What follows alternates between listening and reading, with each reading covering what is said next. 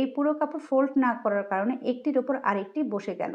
আমি যদি পুরো কাপড়টাকে সরাসরিভাবে ফোল্ড করে দিতাম তাহলে মাঝখানে কিন্তু একটির ওপর আরেকটি ওভারল্যাপ হয়ে থাকতো না।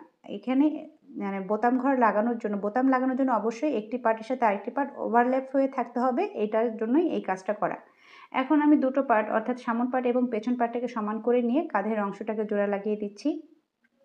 আর কাঁধের অংশটা একেবারে সিম্পলভাবে আমি বসিয়ে নিয়ে কিন্তু সেলাই করে দিলাম, যেভাবে আমরা সাধারণত করে থাকি। এই যে এবার আমি এই গলার অংশটাতে আমি পাইপিংটাকে ব্যবহার করব।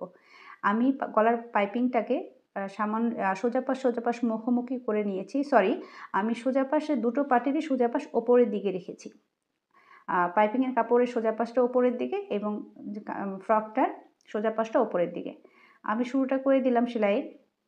আর এই অংশটাতে সেলাই করতে একটা টিপস আপনাদের সাথে শেয়ার করতে চাই। এই যে আমি কাজটা করছি